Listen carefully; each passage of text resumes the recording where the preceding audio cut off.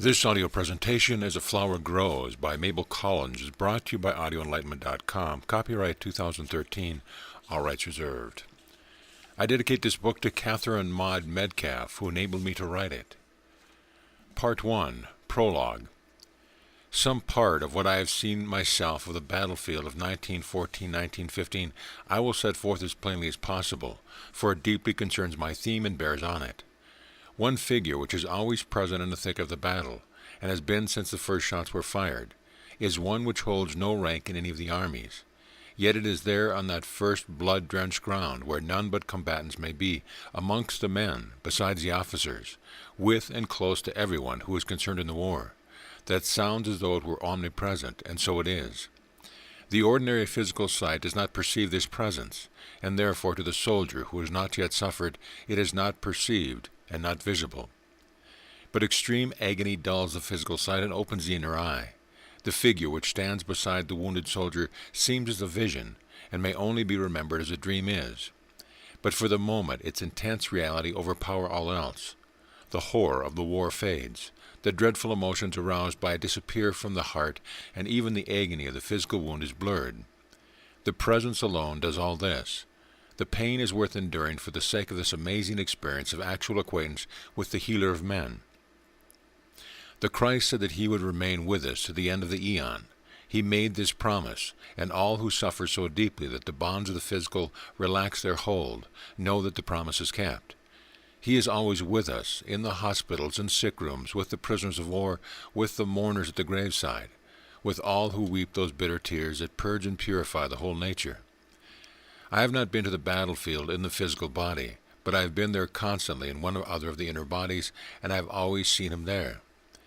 My experience assures me that there is an astral counterpart of this planet, and that we all possess an astral form which lives in that world of star substance, as our physical form lives on the surface of the globe. We habitually regard all physical phenomena as external. Therefore I call the astral form an inner body.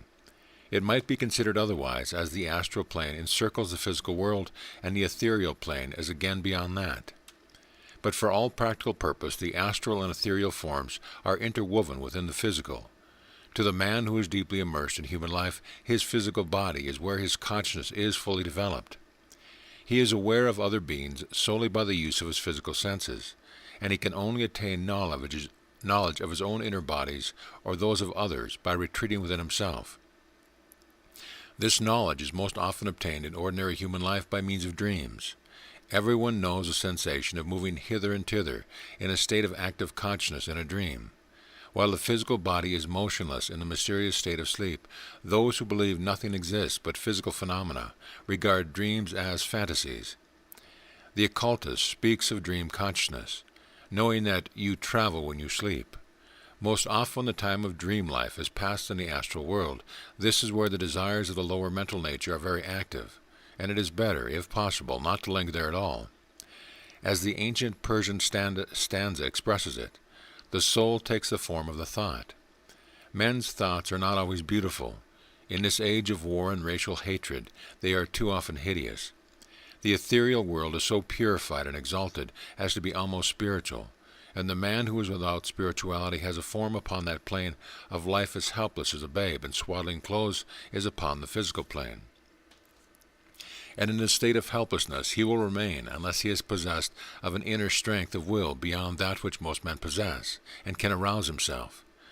Pain and suffering are the instruments by which men of a material tendency are awakened to the knowledge of their own inner possibilities. When a wounded soldier has lain all night under the stars, motionless, lest he should betray his comrade's position to the enemy, and has swooned from agony and awakened to see the good shepherd bending over him, he begins to know that the eyes with which he sees are not the eyes that look on the physical world. Pain, heroically borne for the sake of others, has brought his ethereal form to sudden life and power. A man who lay like this form 8 in the evening till 8 next morning told me the night had not seemed long in spite of the pain. He had been quite happy, and as his wounds were such that he was a cripple for life, but he smiled always when he spoke of that strange night. Surely he had begun to have some understanding of what the Christ meant by the mystic words, "Whither I go ye know, and the way ye know." All disciples know it is possible to follow him up the ladder of being onto the different planes of consciousness. And now every soldier has the chance, by means of heroism and endurance, of attaining to this knowledge. A gay and high-spirited young officer, writing from the front to a friend in August 1915, said things were terrible out there, but wonders happened. The heavens opened and they saw marvelous things. He implied this was an immense compensation for the horrors of the battlefield. Dimly at first, and then more clearly, men came to know that the gain is worth the awful price paid. The Christ lives and moves on the three inner or higher planes of being, passing to and fro, and taking on different forms, according to which world he is in. That long battlefront is terrible on the physical plane, more terrible still upon the astral plane, and reveals an awful and amazing beauty on the ethereal plane, to which only the purified souls can reach. By the strength of my intense desire to see the inner meaning of the world war, I have obtained guidance and help in using my own astral and ethereal forms, so as to perceive something of what was taking place on the inner planes of life on the battlefield. And always I found the Christ there. Upon the astral plane, at the very first, I saw him hanging on the cross, bleeding from the nails through his hands and feet, the form which his presence takes wherever sin and hatred are stronger, and then the spirit of love in the hearts of men. This form hovered over the firing line, like a crucifix carried on high. Unutterable sadness of the face, then I saw him moving about. The first time I saw this, he was beside the king of the Belgians, and he carried his cross. He accompanied him through the darkest hours, pouring spiritual confidence and courage into the heroic soul. I remember the faint feeling that came to my confused mind that this must mean some sort of success for the Allies. The physical brain is always ready to make such a mistake. Speedily I recalled the vital truth that it is to the sufferer, the one in deepest trouble, that this divine companionship is given, never to earthly triumph or glory. And I knew then that the deepest darkness was not yet on the Belgian race, nor was it, it came later. Until that darkest hour I saw always the King of Kings walking beside the king of the little country, healing the deep wounds in the sensitive nature. Then came death in his awful strength, and the bodies of men lay heaped so that they hid each other, and one could not be known from another. I found myself, led by the guide who guards me, in this terrible hell upon earth, standing gazing upon a mound of dead bodies of soldiers. I felt like a frightened child and clung to my guardian. From the astral world it is possible to look upon the physical world, as all know who have gone through the experience of what is called spiritualism. It is on the ethereal plane that physical forms fade from view altogether. Therefore I was able to see the heaped bodies of the dead, and to perceive that some were not quite dead, and to pause and to think how great the suffering must be. And then suddenly I saw moving amongst the bodies the glorious presence as the Good Shepherd. Carrying his lantern, he was stooping over the dead, looking closely upon them, searching among them. Now and again he bent closer to one, and seemed to draw something from it. And I saw then that he was releasing souls not strong enough to release themselves, and I understood then that he was gathering his flock. He passed across the line. I saw him moving hither and thither on both sides, seeking his own from either field, from both opponents, from all armies. I became aware, as my sight cleared, of innumerable angelic helpers who were busied among the inanimate forms, lifting up the souls that escaped from them, guiding them, leading them, carrying them away. The souls were often maimed and broken and very helpless, but those which the Christ drew forth came strong like a flame, and at a gesture from him passed away from this astral plane. They did not remain, but the maimed and broken remained, and were taken to great rest homes like hospitals, which were close by the awful place of slaughter, on the very first plane of consciousness to which souls reach at death, and here they were laid down like helpless infants and tended by the angels. But if sin and hatred had brought them to this state, little could even the angels do, save soothe them pityingly. And the Christ looked not on them at all. And I knew they were goats herding with the dark souls who have made money out of the war and lost the great opportunity of sacrifice and suffering. And then came the slaughter of the innocents, and I saw him in a new aspect, one that was too terrible to look upon, for he was not on the cross, yet his wounds bleed, and they were not the wounds in his hands and feet. He was covered with wounds, and his white feet were stained with the blood that fell upon him. And he cried aloud, Verily I say unto you, Inasmuch as you did it unto one of these my brethren, unto one of these least, ye did it unto me. This dreadful scene I saw enacted and reenacted night after night for weeks. I learned then that the Christ indeed suffers with the humanity he loves. He serves and suffers. When I awoke, it was always with the consciousness that I had been kneeling at these blood-stained feet. I saw this so often, I suppose, because there was so much to learn about it. One thing that I learned I can set down, and that was that these innocents whose wounds were inflicted upon the suffering Christ were not only children slain in cold blood for sheer cruelty. Many were young soldiers who felt no longing for battle, who scarcely understood for what they suffered and died.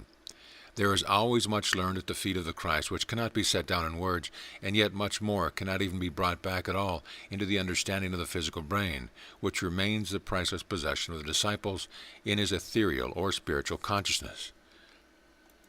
For many weeks I saw the bleeding Christ, and the memory of the vision made the days of pain, though of what I saw at night the consciousness most often dimmed and faded after the dawn, or it would have been unbearable. One night I saw was so dreadful that it woke me from deep sleep consciousness. I was obliged to seek refuge in waking physical consciousness. But I remembered what I had seen, a little child seized by strong and ruthless hands and torn to pieces. The horror and fear that were on when I woke were so intense that I can never recall it without a shudder. Yet I had seen the Christ take the soul of the child in his arms, a little lamb, and soothe it, while he bore the suffering himself. So far I have spoken of what I have seen on the astral plane, that next to the physical, where the suffering and the horror are as great and indeed much greater than on the physical plane. The Christ is visible to all, the crucified and the suffering Christ. After a long period of witnessing these terrible scenes, I was one night, quite unexpectedly and suddenly, led on to the ethereal plane. I was aware that I was actually on the firing line. I was made conscious of this great length. There had been a fierce battle in one part of it, and the great heroism, the most supreme self-sacrifice, had been shown during this battle by soldiers who knew what they were doing and why they did it, who willingly gave their lives for which is right and true, if only those who weep bitterly at home for the loss of such precious lives could see what I saw that night. Some perhaps do, possibly many do, for by the law of evolution, suffering and grief have the power to open the inner senses. I was led to this place, of course, but my guide left me, and I was a sailed child standing alone, awestruck. I knew I was in the trenches, and in the whole length of them, the miles and miles of them, grew tall, white Madonna lilies. Oh, the lilies, the sight and the scent of the lilies, the glorious blooms, the overpowering fragrance. Where souls pass through death to spiritual glory, the great white lily springs up at the passing, and makes the quivering ether sweet. I looked afar and saw in the dim distance the line of the white flowers, and this was the terrible frontier line, a garden such he has never before seen. Suddenly I became aware of a quiet figure approaching me noiselessly, moving through the tall flowers. It was the Christ, as the Good Shepherd. He looked from right to left, down among the flowers, and I knew he was looking to see if any lost sheep had been overlooked and needed him. And I knew that he had thus slowly paced the whole great length of the firing line, peacefully, quietly. He passed me without notice. I was but a little child from earth, a disciple being taught.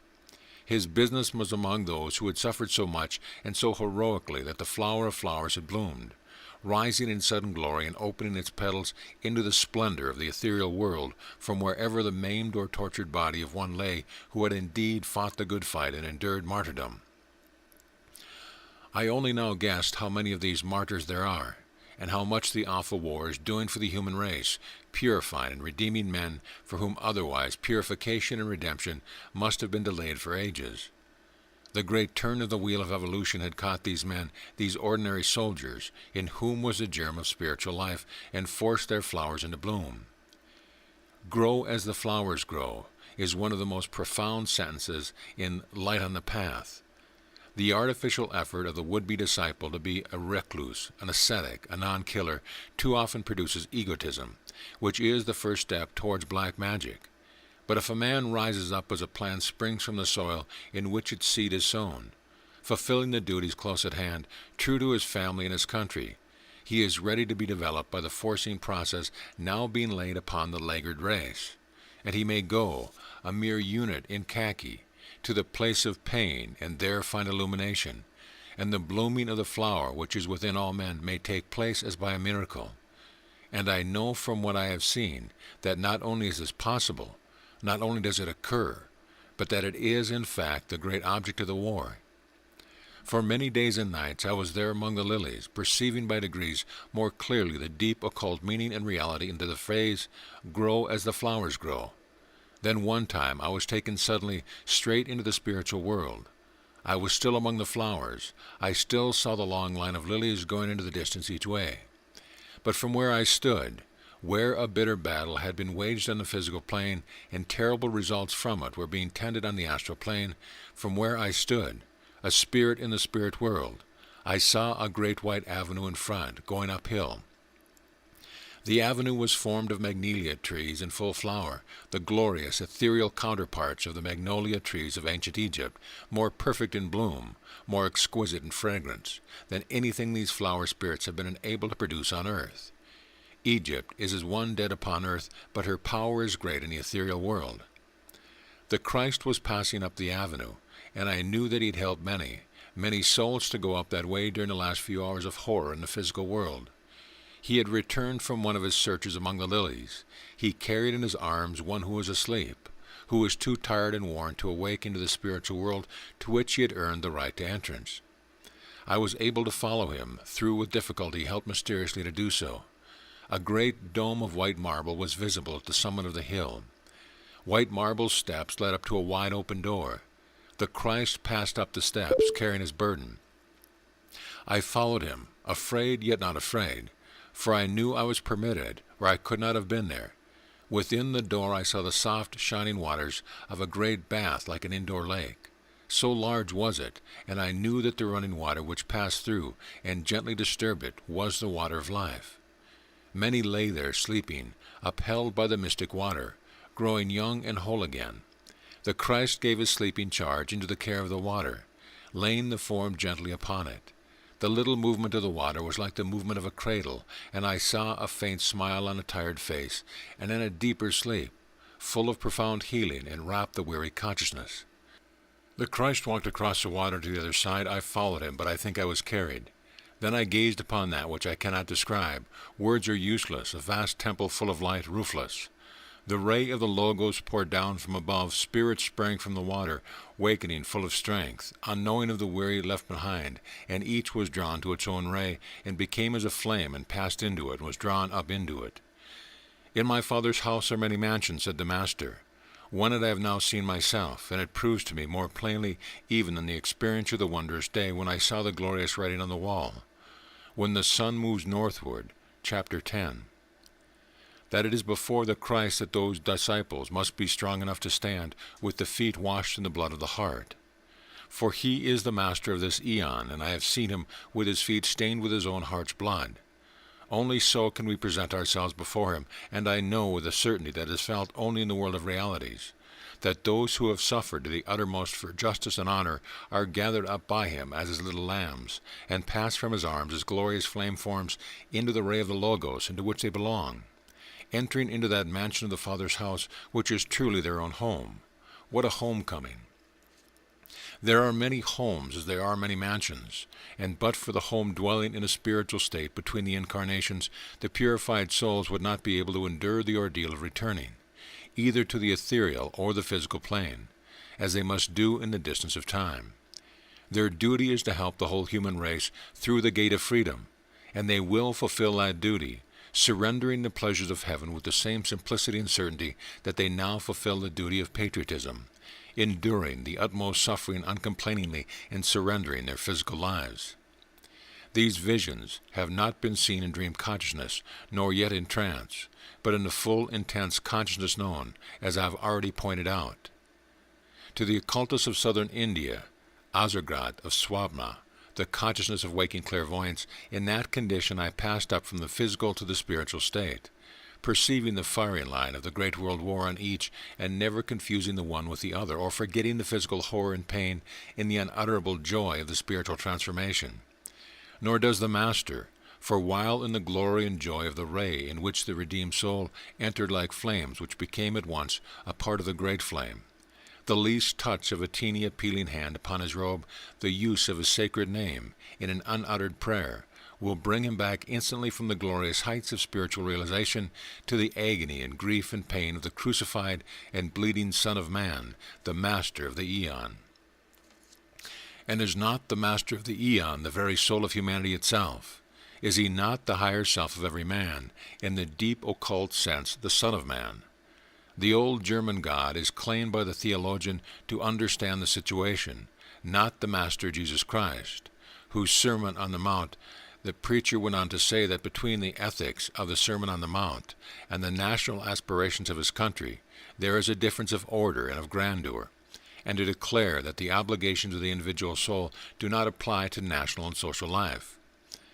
The avatar of this eon, the great Christ soul, who has come down from spiritual states far above the reach of even the spirit of the sphere, is not only the lover of men, for whom and with whom he has chosen to suffer, but he is the friend of each man, and of each living thing.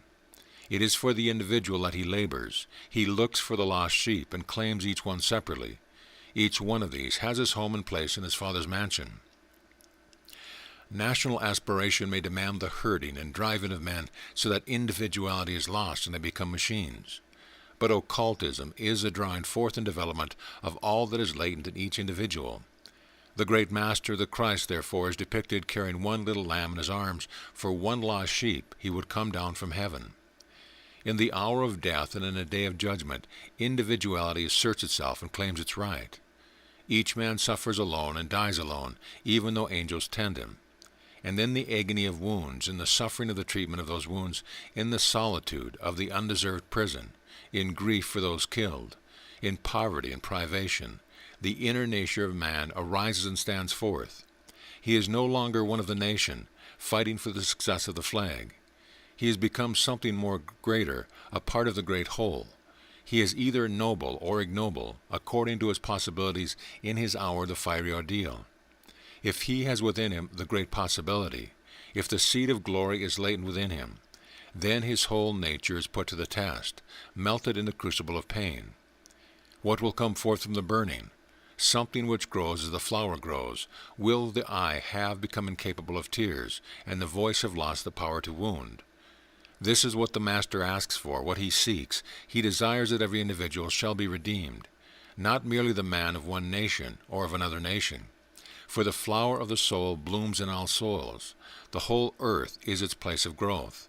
That the causes of the world war were in operation when the Huns wore skins of untanned hide and fought with stone hammers, as Mr. Hale said, is, as I see it, a further proof, if any were needed, that this is the hour of evolution prepared for from the beginning. We are being separated into the sheep and the goats will have lost their chance for this eon. The great task for the disciples now, for disciples of all standing, is to refuse to be dominated by the atmosphere of hatred and revenge which is clouding the thought of the world. At the Easter ceremonies in the ethereal world in 1915, I heard chanted by the glorious choir of the Brotherhood of Love in the Hall of Learning, a litany for the war service which I was bidden to give to the world. The disciple of any degree who recites this daily, hourly, whether his day and hours are spent in the trenches of the hospital, or in enduring hardship and privation resulting from the war, will enable, by his very suffering, to learn the first rules of light on the path. Litany for the War Service 1915-1916. May we devote ourselves to the service of the Spirit of Love. May we not offend against the law of love. May we who are thinking in unison cause a shape of love to be formed strong enough to obliterate all thought forms of hatred which it encounters. May all disciples unwaveringly gaze at the Supreme through all pain and hardship. May all men attain consciousness of the great wheel of evolution turning in our midst, and may each of us rise with the upward turn by means of sacrifice and suffering for that which is right and true. By the power of this hotbed of experience, in which the flower of the soul is forced into bloom amid the firing of great guns, his inner being will arise and stand in the presence of the Master. End of chapter. Part 2, Chapter 1. The text of Light on the Path has now been before the world of students of occultism for over 30 years. The book has held its own in spite of misinterpretations, misreading, and false statement.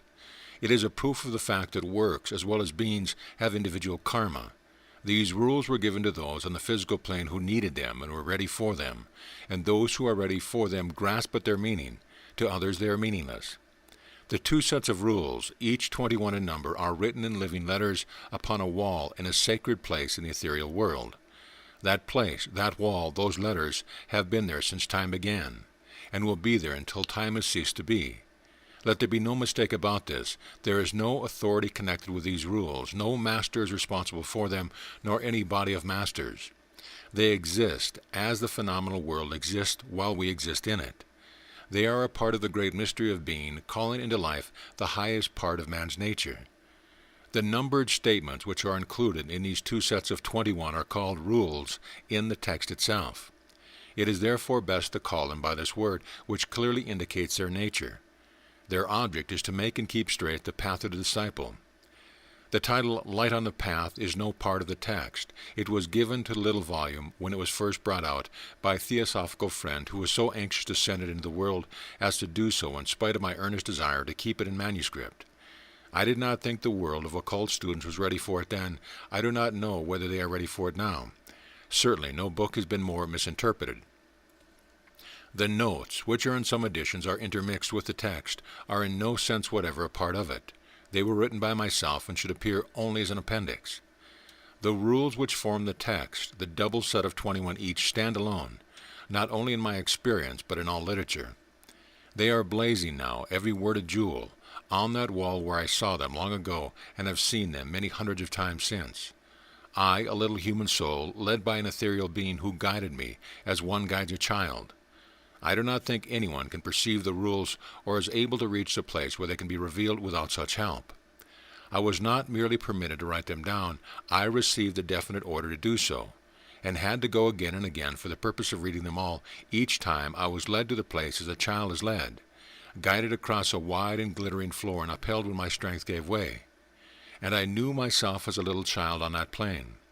I was ordered to write them down, as I have said, but I was not ordered to publish them, and when that was done, in spite of my doubts as to the wisdom of the step, I could only hope that the book had its own karma with which I was not allowed to interfere. It appears that this was so, for good or ill according to the state of those who read it. These rules are written for all disciples. The word disciple is one of the most beautiful in our language, meaning as it does, one who learns from another. It does not contain the same meaning as the word pupil, with which it is sometimes confused or interchanged. The Latin pupillus means actually a little boy, one who is in the care or charge of an older person, and who is bound to be obedient as well as to learn. The disciple is simply the learner, and a great doctor, a great musician, or a great artist will proudly declare himself the disciple of one still greater. There is no possibility of introducing the idea of obedience into the word. The Dictionary of Theosophical Terms, compiled by Powys Holt, gives Chila as meaning a disciple or pupil, which is a good instance of the confusion which exists between the two words, regarded by many persons as interchangeable. In reality they mean quite different words. The children in the council schools are pupils, and the law gives to the master the power to physically punish those who are disobedient. Being underage, they are literally, according to the derivation of the word, in the charge of the masters who are responsible for them during school hours. On page 161 of Subba Rao's esoteric writings, we have the statement that Shankaracharya was a contemporary of Patanjali, being his Chila.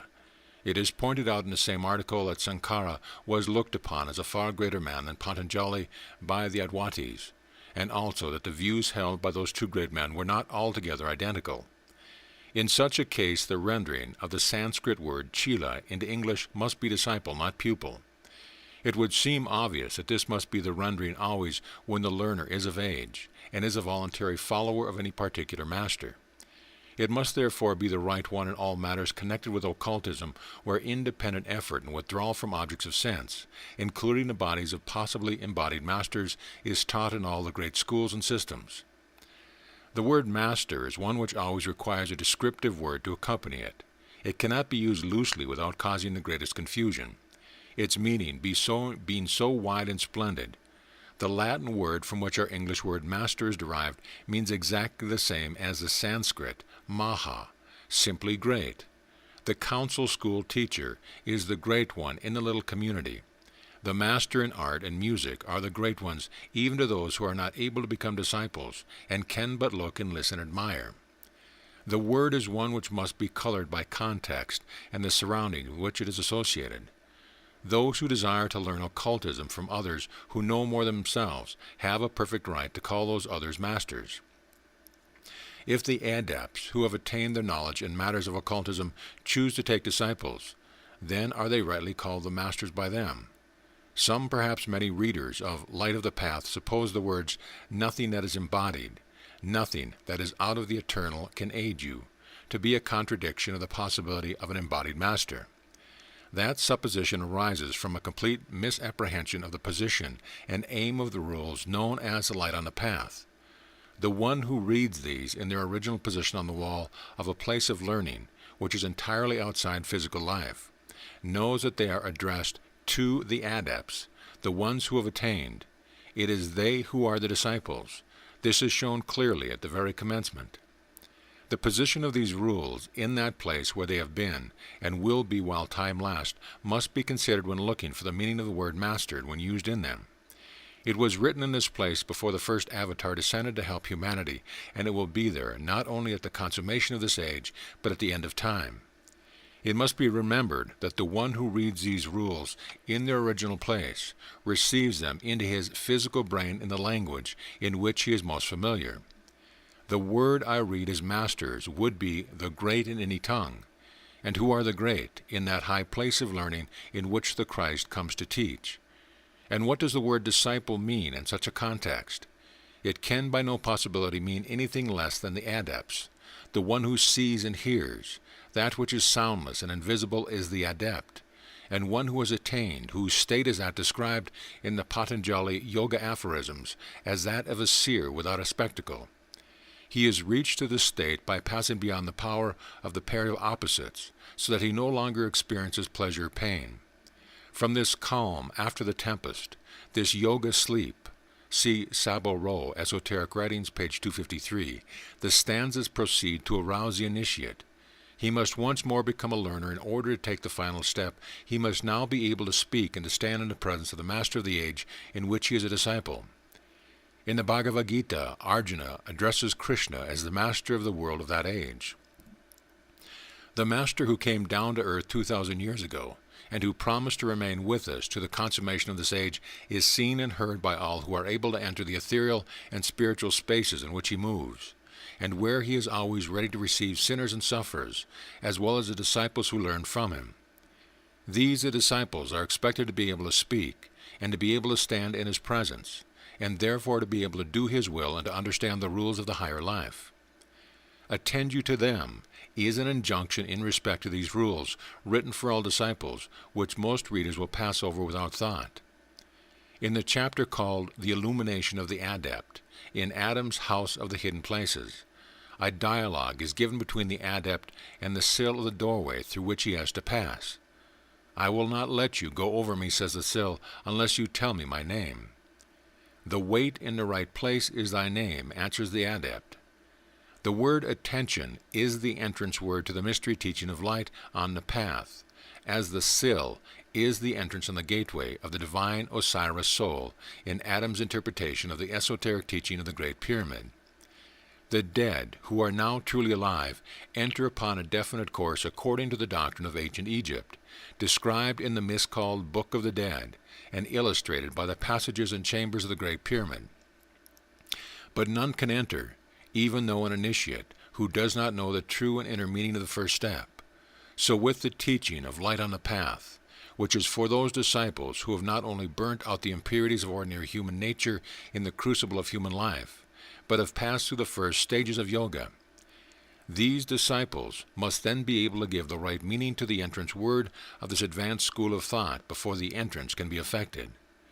The fact that without the right meaning no entrance can be effected shows that these rules are a true mystery teaching. It is easy to read them, though, to study them, and even to attempt to live according to them.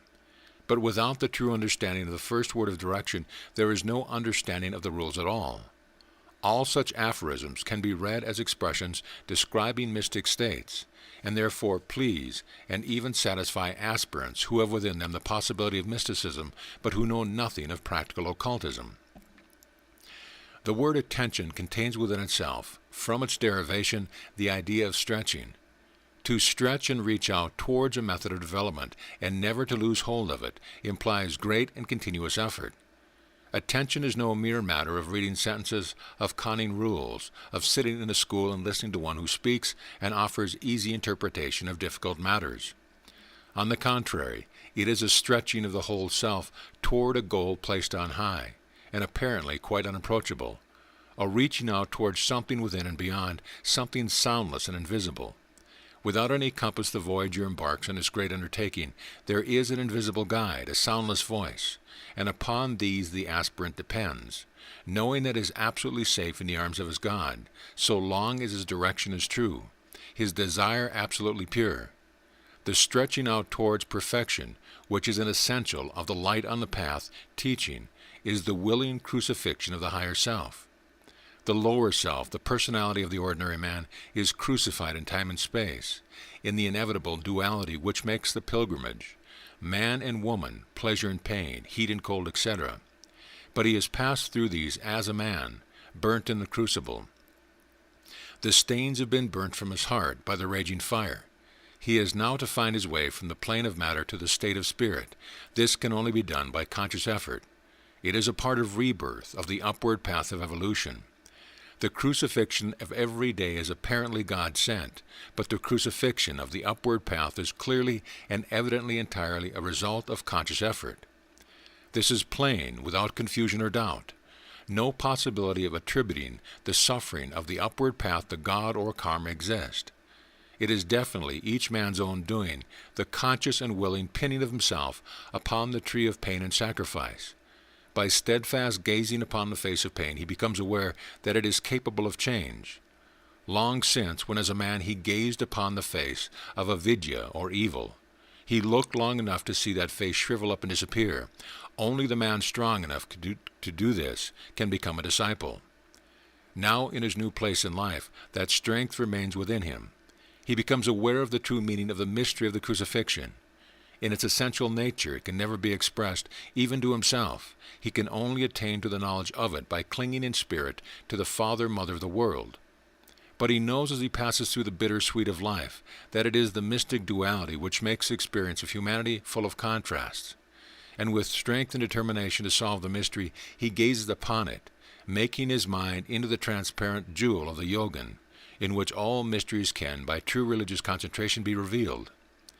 With the stoicism of the philosopher, he will choose pain to gaze upon, lest pleasure confuse him by its beauty. But such choice cannot be made. The two arms of the cross are but one. As he looks intently into the dark face of suffering, it becomes illuminated, and is suddenly no longer seen as pain, but as something even more beautiful than pleasure, with which it is blended to form this new consciousness. So with evil and good, they disappear mystically into the body that lies on the tree, in which a new force arises, made of both the known as neither. He will attend to the rules and aphorisms of light on the path, must stretch towards a state of being, which to the ordinary man appears impossible. He can shed no tear, he can inflict no wound, he can see his own heart's blood flow, knowing that out of his surrender of personality his greater self will arise. And while surrendering the self, he must acquire such steadfastness on the plane of being to which he has risen, that he cannot be shaken, that he will stand firm even in the presence of the masters. The dignity and position of a raster is one of necessity the result of the needs and ignorance of the learner. The occult aphorism that the disciple commands his teacher is a mere statement of fact, following the same law as the aphorism. Ask and it shall be given to you, seek and you shall find. It is not that the disciple chooses who shall teach him, and orders what the teaching shall be, but that the demands of his nature draw that which is required by them from the inexhaustible, ever-flowing fount of life. Therefore, the degree of discipleship being determined, the standing of the master can be guessed. School children are not taught by great professors, and eminent scholars are not taught by beginners. This is self-evident in the ordinary life of the world. It is a deep and intense truth in occult training. The high position of the disciples, to whom the rules of light on the path are addressed, is shown at once in the first line. In the second part, Rule 15, the disciple is told to do that which was held by the ancient Egyptians as being only possible in the initiation which comes to the just man after physical death. But the disciple is more than a just man, and he is therefore instructed in the mysteries when he is prepared, no matter whether he is still embodied or not. It is clearly stated that these experiences are only to be apprehended by the inner senses. They are not to be imparted by any human voice or any words written in the language of earth. Therefore it is evident that no teacher using these means of instruction can be the masters before whom the soul must be able to stand, and in whose presence the voice of the disciple must be able to speak. The secrets of the earth, the air, and the water, according to the Egyptian ritual, were shown to the soul of the man who had left the body by death. These mysteries have to be mastered by all souls who are ready to pass on, before leaving the wonderful world which has been their temporary home. The masters indicated in Light on the Path are capable of showing these mysteries to highly advanced disciples by means of the inner senses. They themselves, therefore, are dwellers in the world reached only by the use of those senses. They wear the glorified, luminous, resplendent shapes of the teachers of the human race. When the soul, in the Egyptian ritual, is told that he must pass the road above the earth, he finds behind the hidden portico the face of the unseen teacher. When initiation is begun, the soul is so strengthened that it can bear the distant but unveiled vision of the face. As in the far past, when this ritual of initiation after death was first written down in the Egyptian hieroglyphs, it was Osiris, the god, who in the hidden mystic places for the souls of men drew forth the Osiris nature of man. So now it is Christ the God, who is fulfilling his promise of remaining with us even to the end of the world, who is ever in waiting on the mysterious threshold and draws the Christ nature in man towards himself. It is not necessary for the disciples to have laid down his physical body before he learns to stand and speak before these masters. As soon as the inner senses are awakened, the unseen teacher makes his divine presence felt, even though his face may still be veiled. The glory and radiance of that face would be unbearable to one who had not yet entered fully into the territory of light. Such are the masters of the world, the guides of the human race, before whose divinity the soul of man must learn to hold itself with steadfastness. These great cosmic souls know the suffering and sorrows of men, and have suffered and sorrowed with them. Osiris was killed and dismembered upon earth only to become an ever-present friend in the world invisible to men. As Christ was crucified in time and space and descended into the tomb of matter to rise again and move always among those who are perpetually suffering this crucifixion, he is seen by all who suffer to the uttermost, to the point when pain breaks down the barriers and the inner senses are weakened. On the battlefield, in the hospital, in the hour of death, and in the day of travail, the glorious shape of the Good Shepherd is seen, because then the universal teacher, life, is forcing men to become disciples and to cry aloud for the help of the Master. Sight is the first of the inner senses, roused into activity according to the rules of Light on the Path. The disciple of this teaching is the highly advanced yogin who has conquered self and entered into the impersonal condition. He requires sight first of all in order to see the path and know without doubt that he is following the right direction and going unerringly upon the way which will lead him to the Supreme.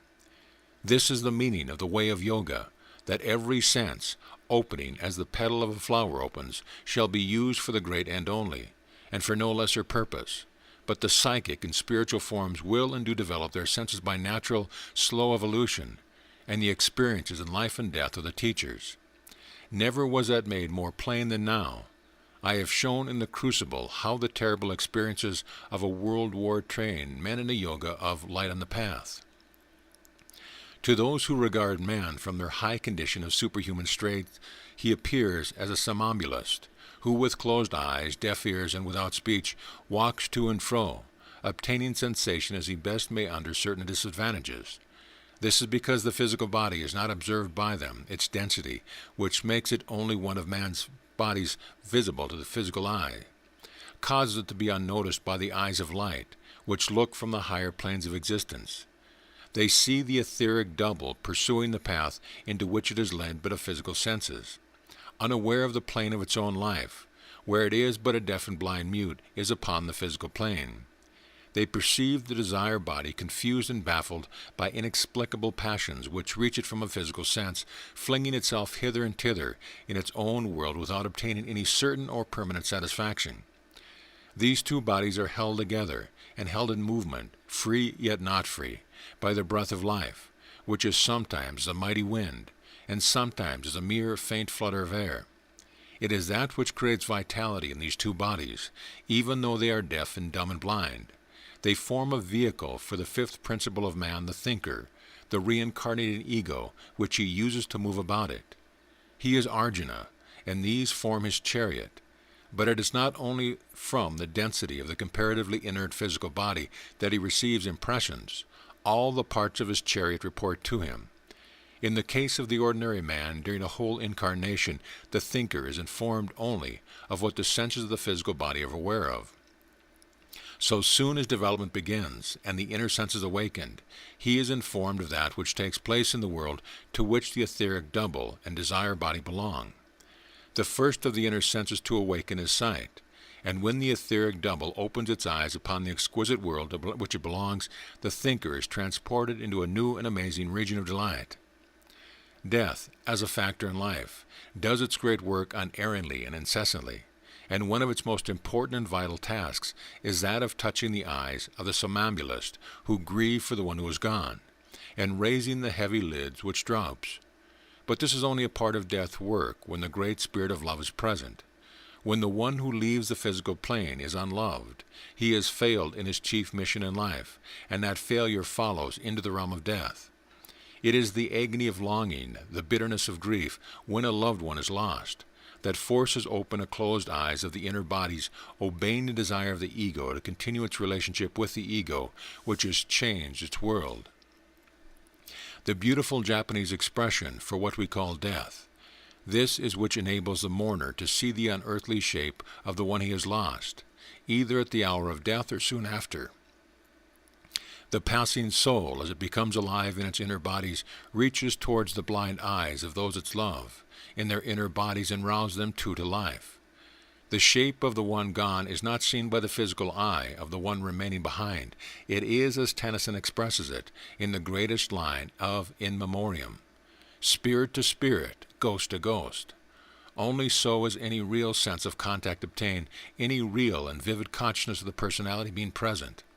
And even if the mourner relapses into a state of sleepwalker and returns to the life of the physical world, to be led hither and thither by his physical desires and outer sense only, he never can forget the amazing moment in which he knew himself to be a spirit, gazing with the sight of inner perception upon the freed form of one he loved. It is remarkable how many persons have had that experience. In moments of confidence only can they be induced to speak of it, and usually they regard it as a unique experience peculiar to themselves alone. They have no idea that this arousal is one of death's missions, which he has been fulfilling since the beginning of time, and will continue to fulfill until men need it no longer, being no longer sleepwalkers, but in full possession of their senses upon all the planes of being. In quite normal and unstimulated development, dream consciousness naturally follows upon physical consciousness, and the man becomes gradually aware that he is alive in another place when the eyes of his physical body are shut in sleep. He finds also that the experiences of this place, sometimes delightful, are sometimes also very disagreeable and painful. In fact, his etheric double is perceiving that which surrounds it on the etheric plane, and it depends on purity of purpose and direction which he is taking whether his etheric surroundings are baleful or beautiful. End of chapter. Chapter 2. To grow as the flower grows is the essence and essential of the yoga of light on the path. To develop in quiet and confidence, as the lilies of the field do, without thought for the morrow, but always eagerly anxious to bring forth a flower worthy of the sun and air. Perfecting the petals within the mystic enfoldment till the moment of opening arrives, is that which is set before the disciple. It has been claimed by many students who look for a royal road and seek shortcuts, and by some writers who cater for their desires, that light on the path can be used as a guide and textbook for everyday life for the ordinary man. This is not so. The stanzas can only be understood by a disciple who is already on the path towards freedom, the goal of the Buddha himself. It sets forth the manner in which to secure the great liberation, that which releases man from the wheel of rebirth. Should he desire to return or remain as a follower of the Christ, as a helper of the world, he does so as an act of grace, not as a deed resulting from bondage. Limitation is no longer his scourge. The first aphorism of Light on the Path can only be understood by the student who has mastered the yoga of Patanjali and who has thus changed his attitude towards life and the phenomenal universe. The first aphorisms clearly show, as plainly as words can express occult matters, that this is so. They describe the state of that student who has understood and confirmed the supreme vow, which includes the 5 pledges contained in the teaching of Patanjali, and which lie at the root of all religions and form the basis of the commandments of all religions. These teachings, clear, simple, brief, eternal, come down from ancient Persia, prehistoric Persia. The sage Patanjali was the first to write them down, and that is why his name is associated with them. Every Roman Catholic, every Protestant, every Buddhist learns them in childhood. In England, we see them written upon the chancel walls of village churches in the form given to them in the Jewish scripture. Light on the Path was revealed to me 30 years ago. 10 years ago, I began to understand how little I or any other student understood it, and I resolved to approach it by a study of the most ancient teaching. I worked for 5 years upon the Patanjali Yoga, and I have put the results of my work into the transparent jewel. The flower which is spoken of in the Light of the Path is the mystic lotus, which grows in the inner stillness of the soul. It lives hidden within the walls of the personality and the personal life, but it is there always for all, and for all time, ready to bud and to bloom, and to respond to the sun and the air, which are life-giving and joy-giving. In return, it sends forth an unutterably sweet and precious fragrance. The first thing the disciple has to do is to enter the garden of his soul, and as he does this, by doing this, he changes his attitude towards the phenomenal world, towards mankind, the world of animals, plants, and inanimate objects. The way to do this is shown in the transparent jewel. There is no other way, no hasty method, no evading of studying or of suffering. A walled garden has a witchery of its own, secluded from the surrounding of open nature, especially attached to the dwelling of its owner. Gazed on by no eyes of strangers passing in a roadway, it has a sense as a sanctuary about it. And while it is protected on all sides from the inwards of wind and dust, it is open to the great freedom of the sky, and revels in the rain as do the spreading garden spaces about it, while it draws the sun rays into it and holds them hot within its walls. How strong and sun-fed is the fragrance of the flowers that bloom within the shelter of the walls, how warm the earth about their roots. There is an excitement in being admitted to a walled garden which is like no other sensation. The inner precedes you and turns the key. The lover of garden quivers with anticipation. What will become visible as the door is pushed open? I remember watching such a door open in a high wall in a dark street of Geneva. The high walls on each side of the narrow street excluded the sunlight. What a vision as a door opened! The sun poured down upon a secluded yard full of orange trees in flower. In England, the walled garden is most often a place where fruit ripens safely and the shelter and the fragrance of the herbs fill the air. But in the wonderful past, when religion ruled the world, the temples had gardens within their walls.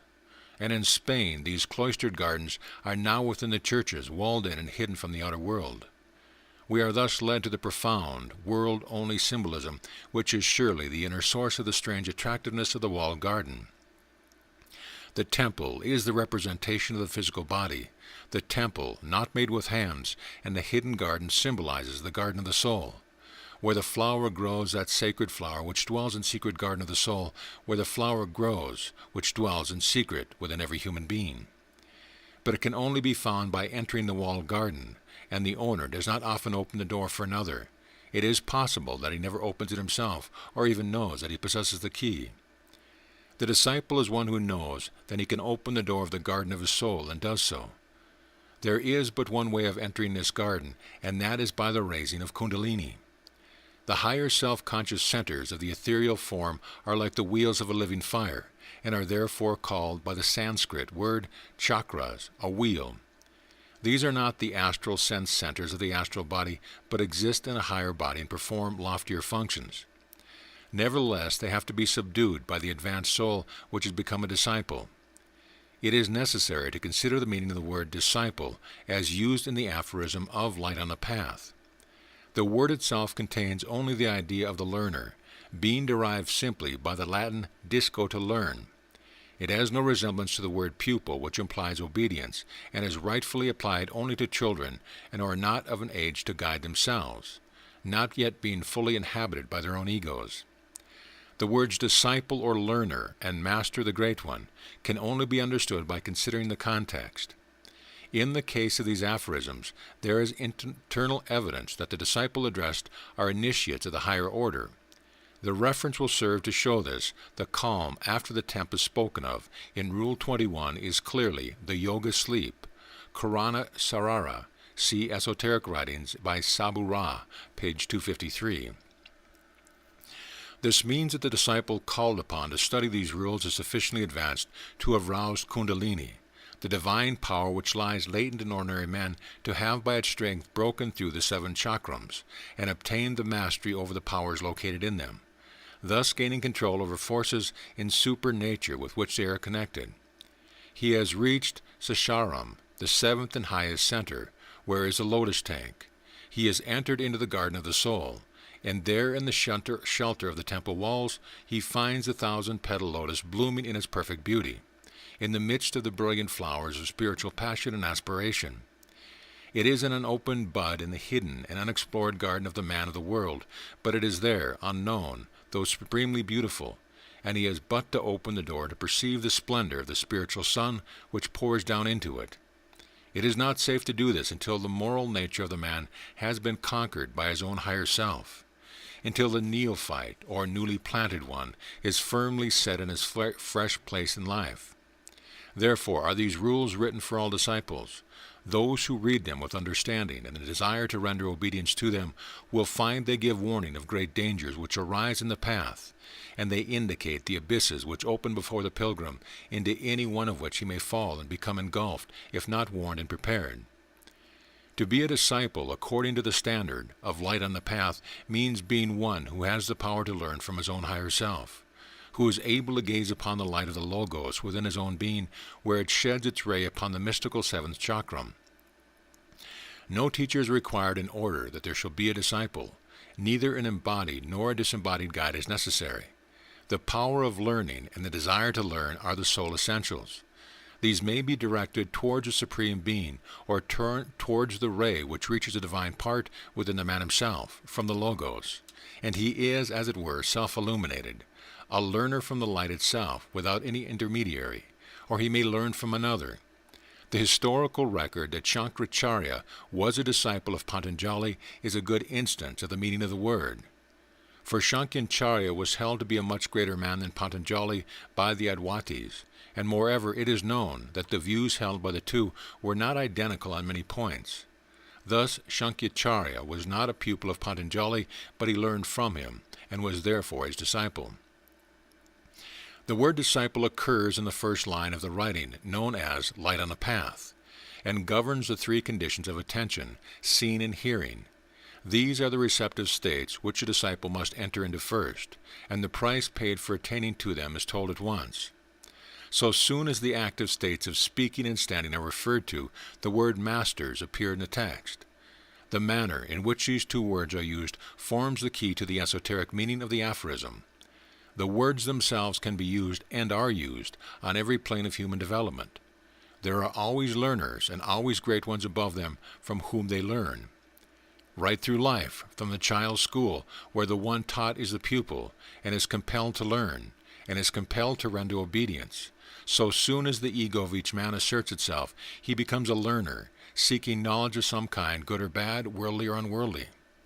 Very often it is true he remains a pupil only, because the ego has not asserted itself. So soon as it does, the passion for experience and knowledge arises, and the man becomes a learner. Every step in life, every hardship, every trial, every joy and pleasure has its profound lesson for the one who is a learner. Life itself is that which man as man learns from. The desire to live is a passionate desire, born of the inner knowledge that herein truth and reality are to be found. And out of the crucible of human life, in which the whole nature burns and spends itself, rises at last a flame of different order, brilliant and unwavering. The desire to reach to the inner truth, the absolute knowledge, has risen in a man. He seeks to know himself and to awaken his own divine power. The passion of passions now possess him. He is hungry and athirst for the consciousness of the Supreme. He is prepared to enter upon the suffering of self-conquest for the sake of the high goal which seems to be within sight. He is ready to set aside self and to compel obedience and silence from his animal nature. To be ready to do this is one thing. To be able to do it is quite another. It is easy to talk about self-conquest without in reality showing the least understanding of what it means, and those who essay the task find themselves continually turned back. They are obliged to begin at the beginning again, because of having failed to understand the nature of that which is attempted. Self-conquest cannot be learned from another. It is a lesson which each man learns for himself alone. The complete control of the psychic and physical senses arise naturally from that moral training which is the first part of all true yoga. This being accomplished, it is a further and very great effort and accomplishment that gives to the soul the stability, which enables it to stand in the presence of these masters. This standing is the attainment of the power of steadfastness, and is the result of certain conditions in the soul which are here laid down as constituting disciplehood. Ecstasy can be reached by the mystic from time to time, but if he desires to be a disciple, he must be capable of remaining firm and unwavering in the highest place his soul can reach. There is no stronger test of capacity in ordinary human life than that of steadfastness. It contains within it that power of perseverance which is an essential of genius.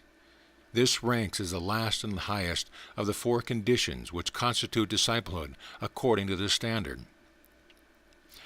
This treatise opened by declaring the rules which form the text to be written for all disciples, and then immediately sets forth in plain language the grade of disciples who will be capable of giving them the attention which they must have in order to be understood. None can see to read them until human grief has been overcome, so that the eyes are always bright with the joy of gazing on the Supreme, and are never dimmed by tears. The one who sees to read them can only attend to them if he has accomplished the great task which enables him to entirely change his attitude towards all living things from that which is common to ordinary man. He is incapable of suffering, and incapable of inflicting pain. His attitude is that of pure compassion and love towards all beings. This state is only attainable by the highly developed and advanced yogin, who has passed through the moral preparations and conquered himself by the training of the mind. Many who desire to enter upon the path of yoga are capable of great things, but are unable to maintain the condition reached in these efforts. It is made so plain that none can mistake the meaning in the first 10 lines of this treatise, that the disciples called upon to attend to the rules of yogins of such an advanced order, that devotion through many successive incarnations must have been required in order to attain it.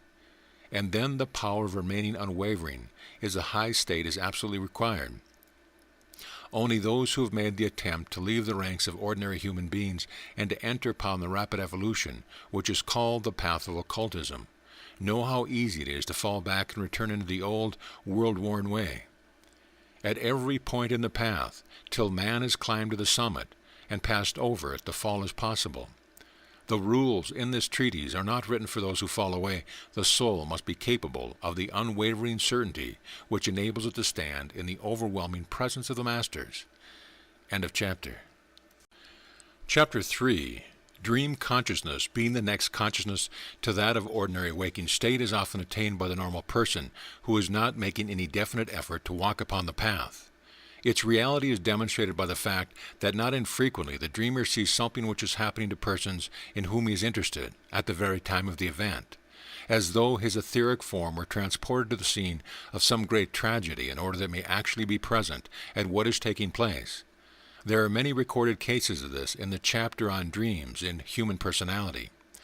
A remarkable instance of this kind of dream consciousness, in which it is clear that the inner form of the dreamer was taken far from his body in order to witness an occurrence of deep interest, is a dream of Mr. Tapping in connection with Mr. Lawrence Irving's death. Mr. Tapping, stage manager at the Kingsway Theatre, was in the province when the tragedy happened, at which he was invisibly present. On June 2, 1914, he gave the following account of his dream.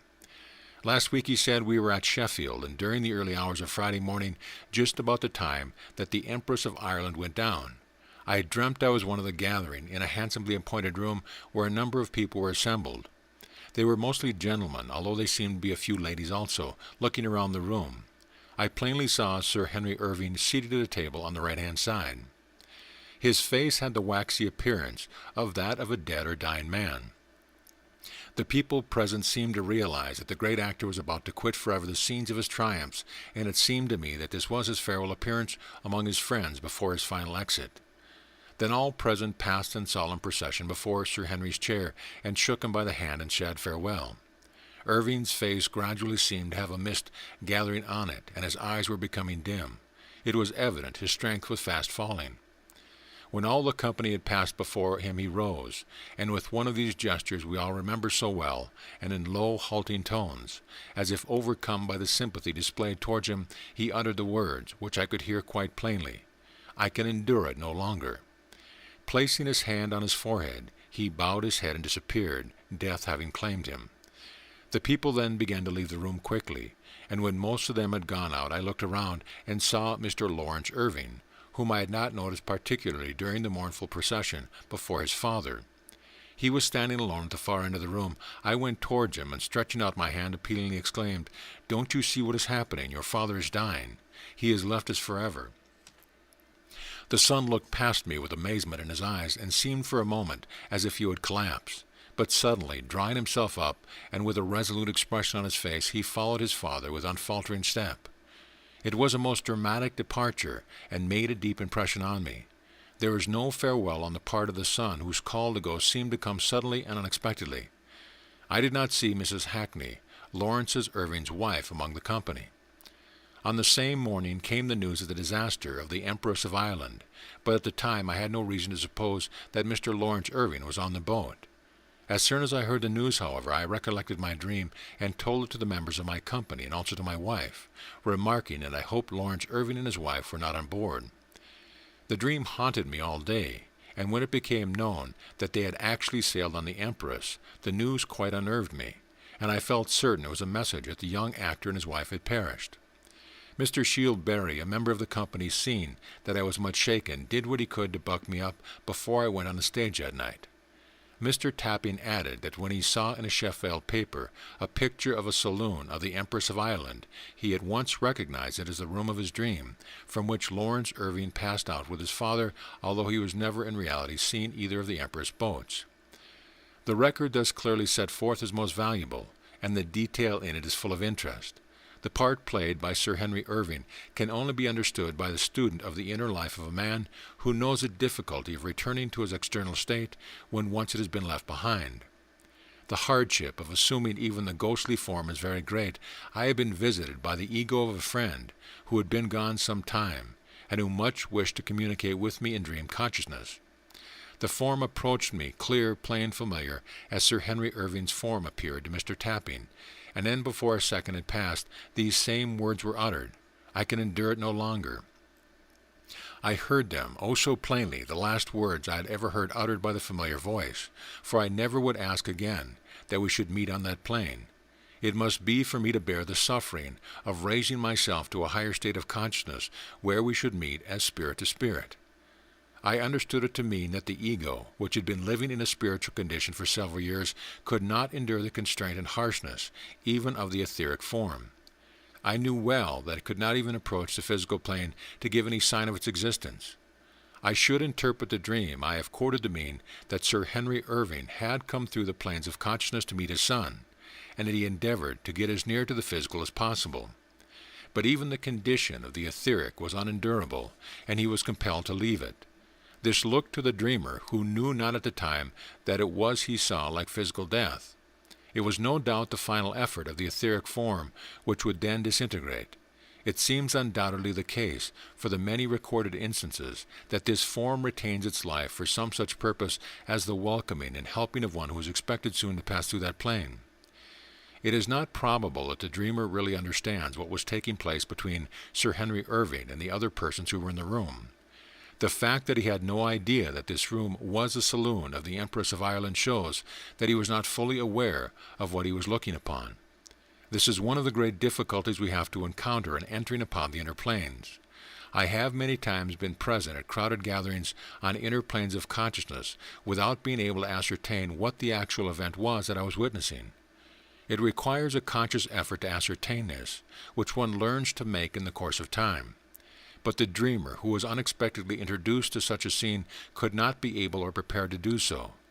Sir Henry may have found it possible to comfort or encourage those among whom the errand brought him, and did so as long as he could endure the limitation of the form he had descended into. The sight used in dream experiences is liable to mistake what it looks on as the sight of a child in earth life. Experience and training are needed before the child knows that it cannot pluck the moon from the sky. Infinitely perplexing and misleading are the sights we look upon when our eyes open upon the etheric world. But the follower of Patanjali Yoga and a disciple of Light on the Path has attained the illuminated and unerring perception of the true mystic, by reason of the complete conquest of self, the first step in the path of the true yoga. The conquest of the mind, which is explained in the transparent jewel, is that of changing the attitude of the self towards the world. The undeveloped man regards himself as the center of the world and the one supreme object of interest and compassion. The change of view makes the man in the mystic seer who looks no longer on himself, but on all other creatures with love and the desire to understand the mystery of being. He sheds no tears, for his vision perceives the mystery of the crucifixion, and sees how man must hang upon the cross until he can free his spirit from time and space, and the torture caused by the pairs of opposites which control the physical world. Death is continually freeing the spirit between the incarnations and in the moments of passing. The freed spirit can waken the mourner when the love that binds him is strong enough, and can show the limitless world out of times, out of space. This is the greatest impetus that can be given to an incarnated human soul, and thus death, in its incessant weeding of the earth, becomes one of the greatest factors in life. When the yogin has attained self-conquest, then the power of receiving impressions, which is awakened within him, carries no message to the senses. These marvelous organs of action and absorption have passed through their fullness of experience in the physical body and his inner forms, and he is ready to attain the hearing of the disciple. The ear of the disciple is an instrument set, so to speak, for the use of intelligence. The thinker has no longer to suffer or rejoice through it, but to learn by its means. It brings amazing information, news of the doings of the whole phenomenal world, and by its aid he becomes aware of man and the spiritual possibilities of man in a new and wondrous manner. The school of mysticism, led by Eckhart in the 14th century, had some remarkable students in its ranks. One of these, Henry Suso, developed the inner sight and saw angels who showed him how to look within himself. Then, after Eckhart's death, he saw that blessed master in what must have been one of the highest forms, either the luminous, ethereal shape, or the flaming, spiritual body, for it was glorious. Then Suso obtained the inner hearing, and Eckhart told him that he was in exceeding glory, that his soul was quite transformed and made godlike in God. He further explained to him in the mystic utterance that words cannot tell the manner in which these persons dwell in God who have really detached themselves from the world. Thus the disciple learns of the mysteries of the spiritual world. His inner hearing admits him to the secrets of the universe. He hears the music of the sphere, the whispering of the stars when their ruling powers speak together in the night. He hears the plants grow. He hears their gods breathe life into them. He hears, amidst the wondrous chorus of the universe, the cries of human joy and pain. But none of the senses of his body are touched by these voices. They cause him no sensation but that of adoration, for his hearing is no longer of that order which transmits sensation. He is aware of the glory of the God of this world, and of the splendor of the Supreme, and nothing can interfere with his consciousness of the majesty of life. Suffering and sorrow have fallen into their true position as a part of the duality of human life, belonging to one side of the tree of crucifixion. Therefore, though he is full of compassion, he knows no grief, for he knows that man came hither for the experience of crucifixion. Pleasure and happiness, and the cries of joy which arise from these states do not move him, for he knows that they are also but a part of that duality which in itself constitutes crucifixion. End of chapter. Chapter 4. It is because of the conditions of crucifixion that the human soul is solitary and isolated. We mortal millions live alone, said Matthew Arnold, and we do most often. Sometimes a rare and advanced soul is granted to meet its affinity, its other half, not necessarily as husband or wife or lover, most often perhaps in one of the other relationships of our complex human life. And it is only for a brief time, followed by a separation of uttermost sorrow. In historical instances, witness Tennyson and his affinity Hallam, the Brownings, Balzac, and the obscure provincial solicitor who was to him all that Hallam was to Tennyson, and whose grave he visited yearly for the shedding of bitter tears over his irremediable loss. But had the two been permitted by karma to be one all through a lifetime, the whole incarnation would have been passed into a consciousness of pure delight, and all the pain and anguish of the world, and all the tasks of personal evolution would be utterly forgotten. This may not be, because man is not free. If all pain were removed from him, he would think he was free, and the disillusionment at the end of the incarnation would be intolerable.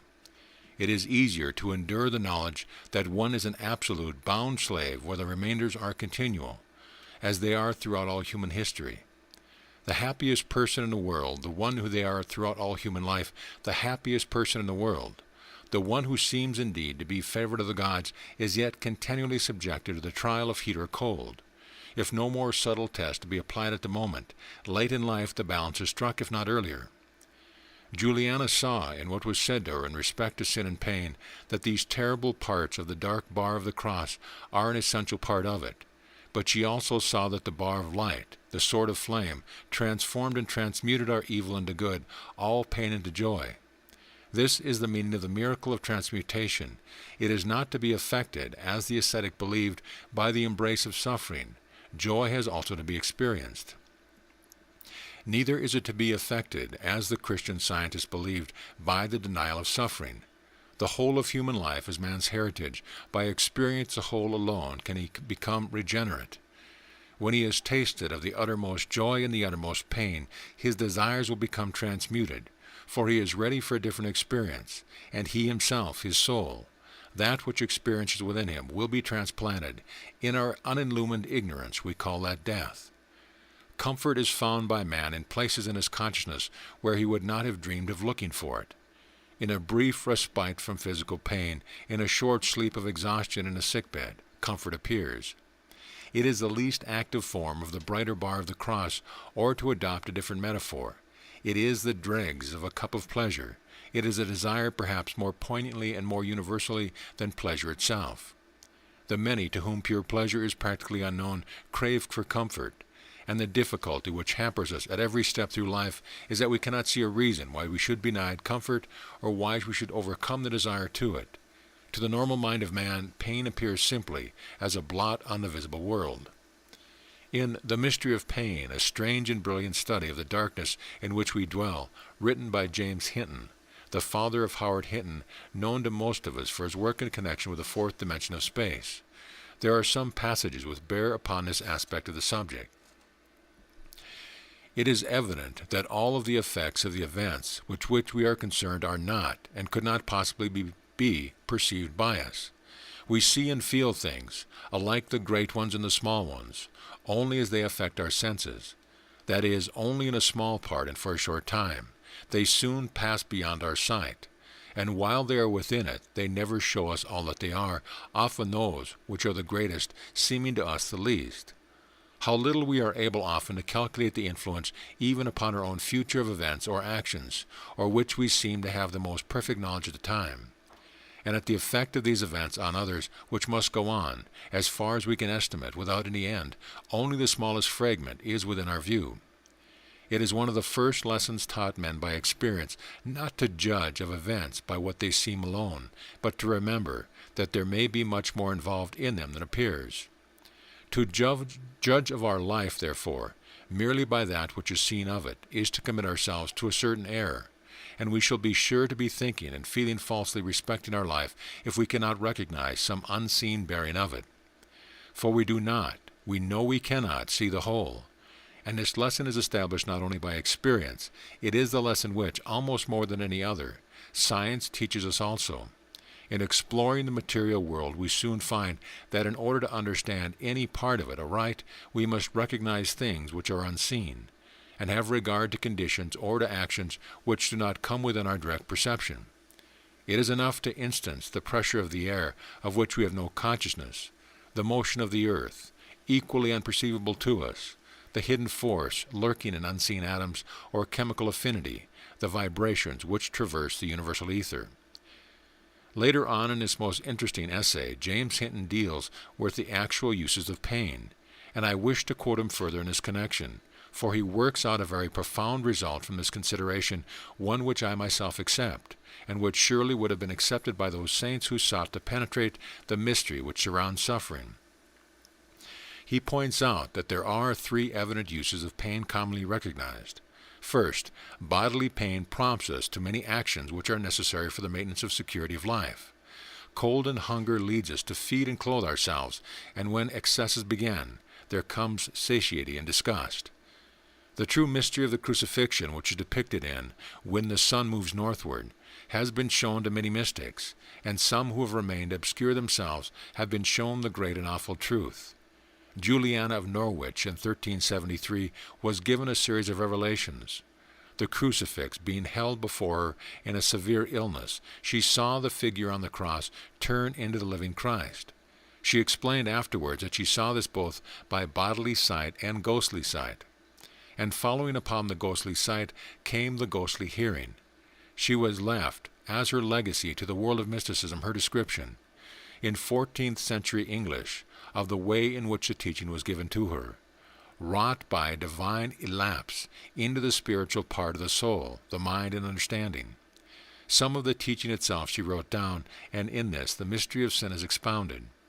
In my folly, says this quaint and obscure seeress of the Middle Ages, often I have wondered why the beginning of sin was not jetted. But Jesus answered and said, Sin is behovable, but all shall be well, and all shall be well, and all manner of things shall be well. In this naked word sin, our Lord brought to my mind generally all that is not good.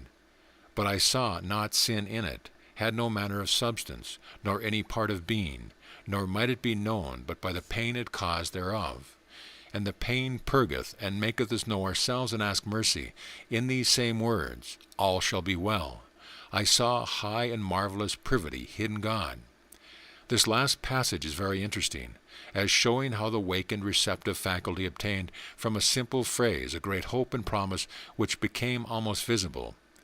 This is true mystic hearing, which admits the hearer into the mystical sense of the utterance. The famous Saint Teresa plainly described the manner in which she received teaching. The words were very clearly formed, she said, and unmistakable, though not heard by the bodily ear. They are quite unlike the words formed by the imagination, which are muffled, cosa sarda. Saint Teresa is one of those highly holy persons proved to have had the power of levitation, which is a mark of the advanced yogin. Undoubtedly hearing comes only to those who are far upon that path. These two seeresses were both accustomed to look upon the form of Lord Jesus before their ears were opened. Their lives were entirely different. Juliana of Norwich, having lived obscurely, she passed a great part of her life in an anchorage in the churchyard of St. Julian at Norwich. St. Teresa, on the contrary, was a leader of men and women, and a power during a long and busy life. The times in which the development of her inner sense made itself known were phases which broke up her activity. The conception of this development came to her when reading St. Augustine's Confessions.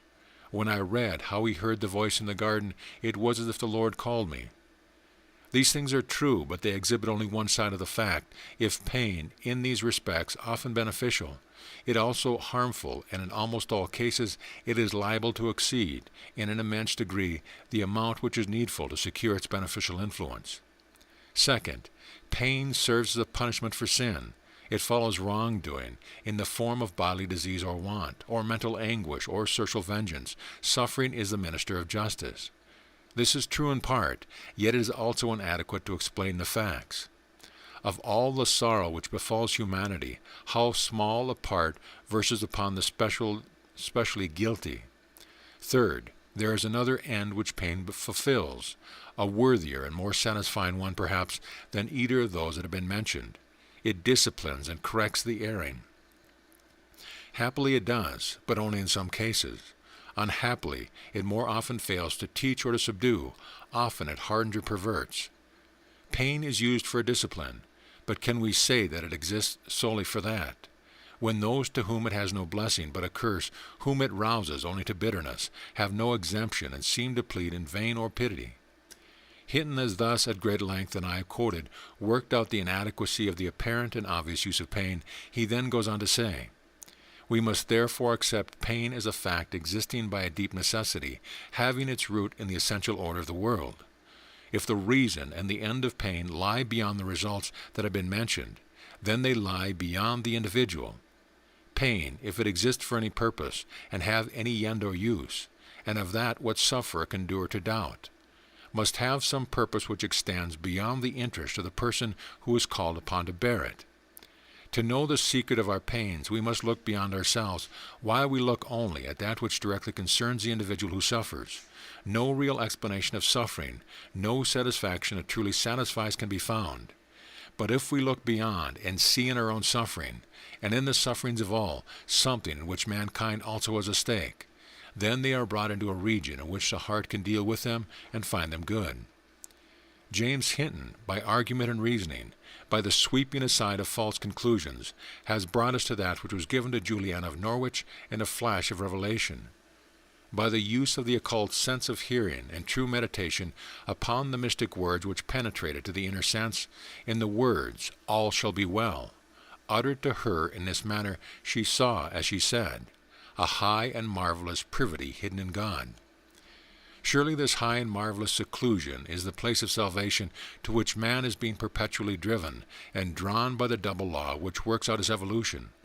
He is made glorious by pleasure, he is made patient by pain, and that great use of individual pain in which, as Hinton expresses, mankind also has a stake, is the freedom of the whole race, which cannot be effected or attained without suffering or without joy. Hinton held that the theory that our bodily nature is constituted rather for pain than pleasure.